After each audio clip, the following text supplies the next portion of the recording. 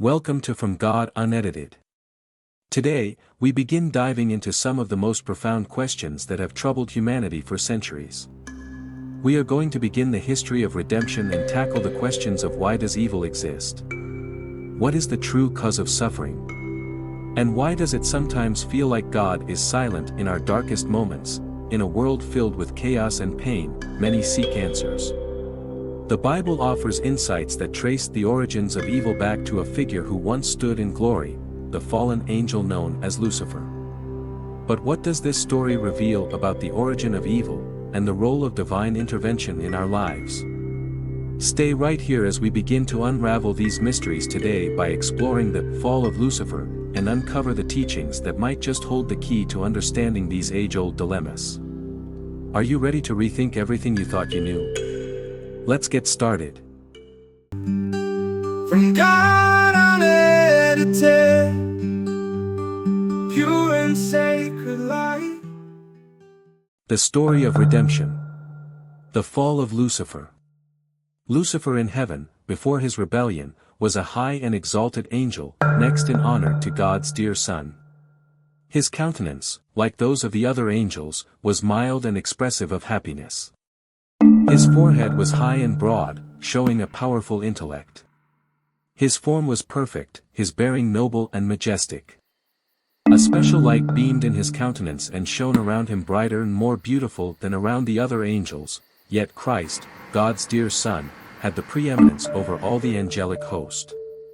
He was one with the Father before the angels were created. Lucifer was envious of Christ, and gradually assumed command which devolved on Christ alone. The great Creator assembled the heavenly host, that he might in the presence of all the angels confer special honor upon his Son. The Son was seated on the throne with the Father, and the heavenly throng of holy angels was gathered around them. The Father then made known that it was ordained by himself that Christ, his Son, should be equal with himself, so that wherever was the presence of his Son, it was as his own presence. The word of the Son was to be obeyed as readily as the word of the Father. His Son he had invested with authority to command the heavenly host. Especially was his Son to work in union with himself in the anticipated creation of the earth and every living thing that should exist upon the earth. His Son would carry out his will and his purposes but would do nothing of himself alone. The Father's will would be fulfilled in him. Lucifer was envious and jealous of Jesus Christ. Yet when all the angels bowed to Jesus to acknowledge his supremacy and high authority and rightful rule, he bowed with them, but his heart was filled with envy and hatred. Christ had been taken into the special counsel of God in regard to his plans, while Lucifer was unacquainted with them. He did not understand, neither was he permitted to know, the purposes of God.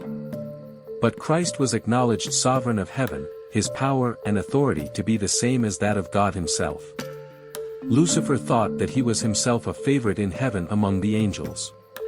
He had been highly exalted, but this did not call forth from him gratitude and praise to his Creator.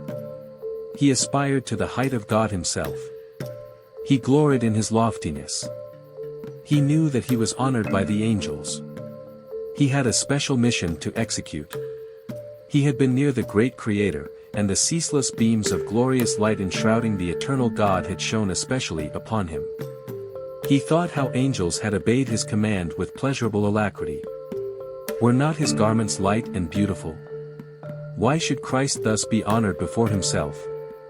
He left the immediate presence of the Father, dissatisfied and filled with envy against Jesus Christ. Concealing his real purposes, he assembled the angelic host. He introduced his subject, which was himself. As one aggrieved, he related the preference God had given Jesus to the neglect of himself. He told them that henceforth all the sweet liberty the angels had enjoyed was at an end. For had not a ruler been appointed over them, to whom they from henceforth must yield servile honor? He stated to them that he had called them together to assure them that he no longer would submit to this invasion of his rights and theirs, that never would he again bow down to Christ, that he would take the honor upon himself which should have been conferred upon him, and would be the commander of all who would submit to follow him and obey his voice.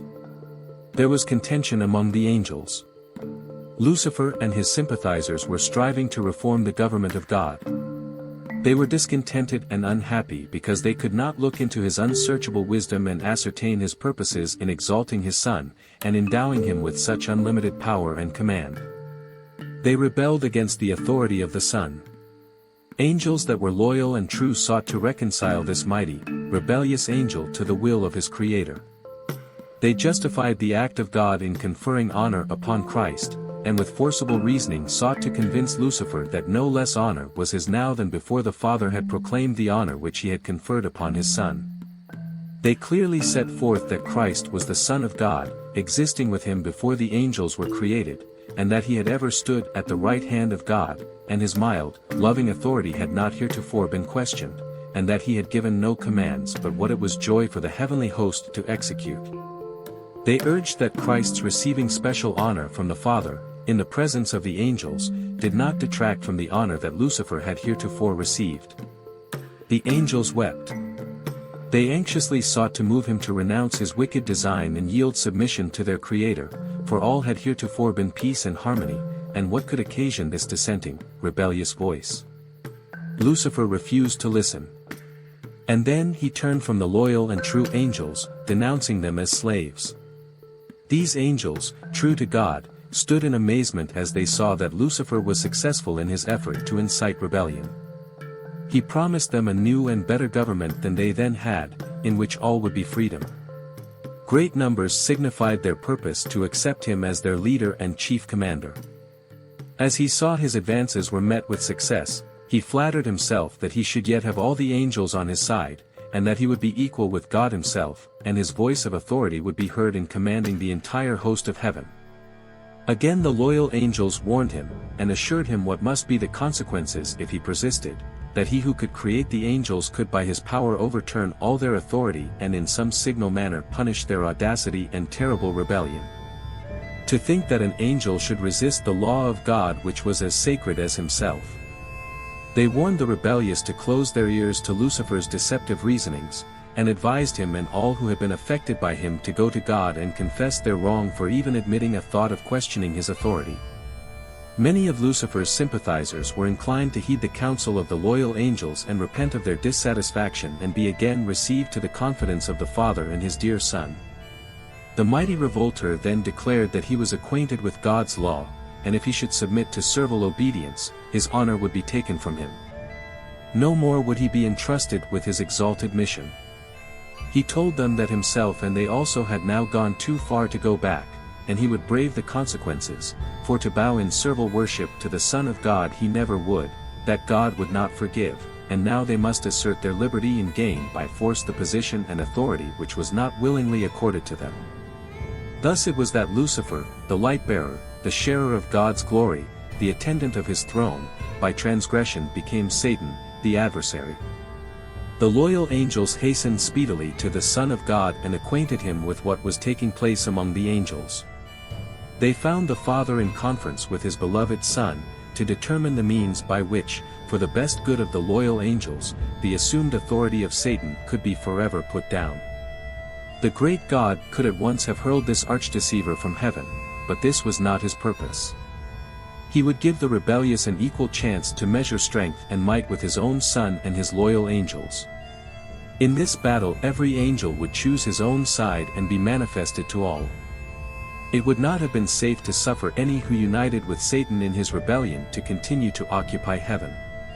They had learned the lesson of genuine rebellion against the unchangeable law of God, and this is incurable.